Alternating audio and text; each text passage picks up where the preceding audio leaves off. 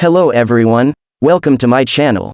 Friends, before going into the details of the war, don't forget to like the video, subscribe to my channel and turn on the notification bell.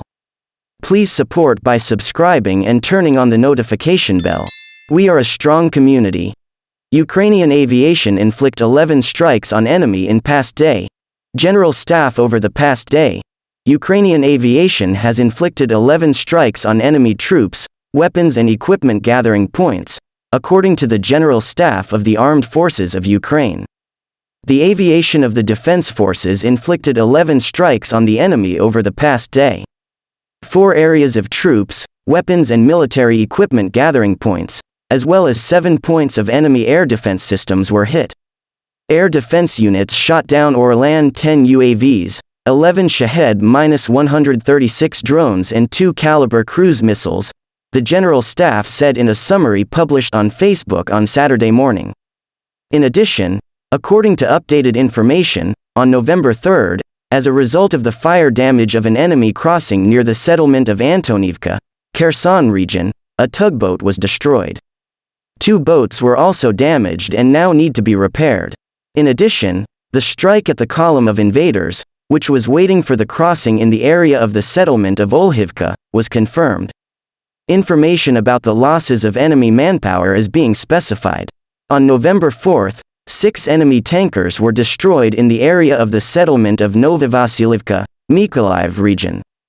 According to available information, on November 3, about 80 wounded invaders arrived in Melitopol. The medical units of the enemy lack qualified personnel, including surgeons.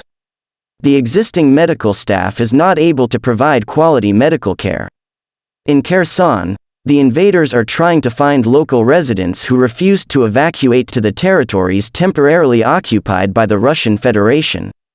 The enemy continues plundering the city and destroying infrastructure. During the day, units of missile troops and artillery of the Defense Forces hit 2 enemy command posts, 7 troop, weapons and military equipment gathering points of the occupiers, ammunition point and 4 other important military targets. Netherlands to provide 120 meters assistance package to Ukraine. The Netherlands is again supplying heavy military materiel to Ukraine.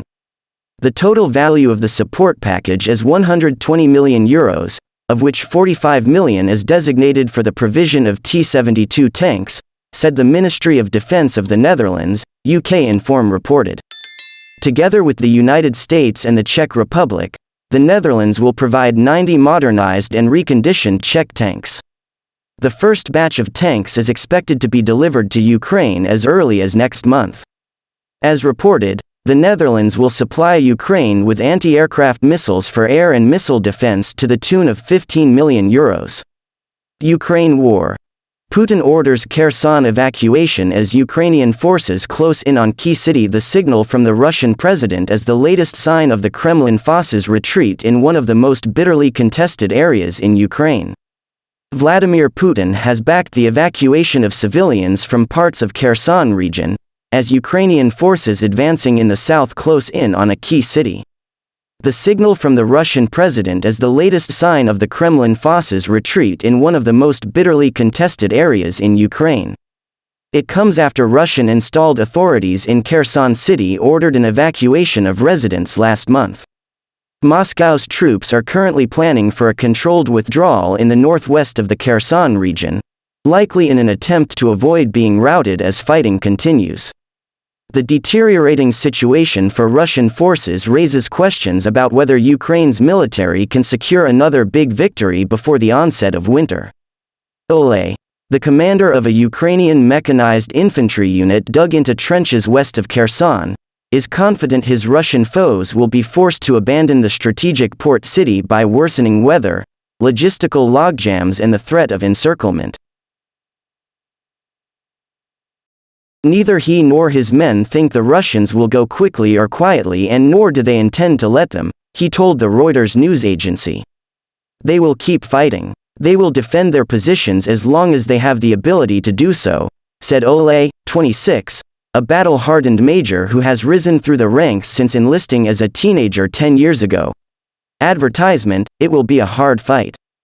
Kherson is the only major city captured by Russian forces following its invasion in February and would be a big prize for defense forces to retake. For President Putin, it would be another setback following a series of significant battlefield losses since mid-August.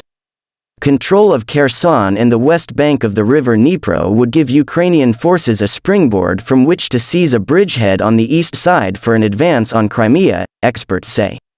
Report: UK spies building secret terror army in Ukraine working through a private British intelligence services firm called Prevail Partners. The operatives signed an agreement with the Odessa branch of the Security Service of Ukraine, SSU, to build the so-called partisan terror army, the Grey Zone reported on Thursday, citing leaked documents detailing the plans. The work is conducted in close coordination with the SSU and is possibly funded at least partly by Ukrainian oligarch Andrei Sadavoy, who is the mayor of Lviv and heads the country's TRK Lux media company. Their plans called for the secret army to conduct sabotage and reconnaissance operations targeting Crimea, precisely the kind of attacks witnessed in past weeks, the Grey Zone wrote. Moscow has accused London of being involved in the training, preparation and the execution of plans against Russian infrastructure and the Russian fleet in the Black Sea, near Crimea. The UK was also allegedly implicated in the October 8 terrorist bombing that targeted the strategically important Crimean Bridge. UK intelligence officials commissioned a study in April examining ways to blow up the bridge, the Grey Zone reported last month. Also last month, the Kremlin accused London of orchestrating the terrorist attack that damaged the Nord Stream 2 pipeline. The UK Ministry of Defence replied that Moscow was peddling false claims on an epic scale. Prevail, the private intelligence firm, was founded by Special Forces veterans, including Royal Marine Brigadier Justin Hedges. Chris Donnelly, the same British Army intelligence operative who requested the Crimean Bridge study, was among the key figures who covertly lobbied for Prevail's Ukrainian partisan program, the Grey Zone said. Initial hurdles included funding sources for the initiative and the UK government's reluctance to let private contractors provide the training services, perhaps out of fear they would be caught in the act or even prosecuted for engaging in such provocative activity, the outlet reported. Some operatives raised concerns that Prevail initially pegged the annual cost at $600,000 per partisan fighter. Training sites were lined up in Poland and Greece. Hedges said that if funding needed to be kept at arm's length from government sources, donations could be gathered through Rhizome Insights Limited, an NGO front group for Prevail. He added that the firm was also in talks with Sadavoy's office about funding help. Iran confirms drones to Russia, but months before Ukraine war, Tehran says it won't be indifferent if Russia is proven to have used its unmanned aerial vehicles in the Ukraine conflict. Iran for the first time confirmed it sold drones to Russia, but said this happened months before the start of the war in Ukraine. Speaking to reporters after an event in Tehran on Saturday, Foreign Minister Hossein Amirabdollahian addressed claims by Western officials that Iranian drones were supplied to Moscow for its invasion, and that surface-to-surface missiles may also be on the way. Their comments on the missiles part are completely wrong, and the drones part is correct.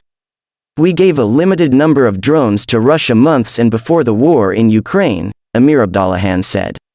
Thanks for watching. Don't forget to like the video and subscribe to my channel. See you in the next video.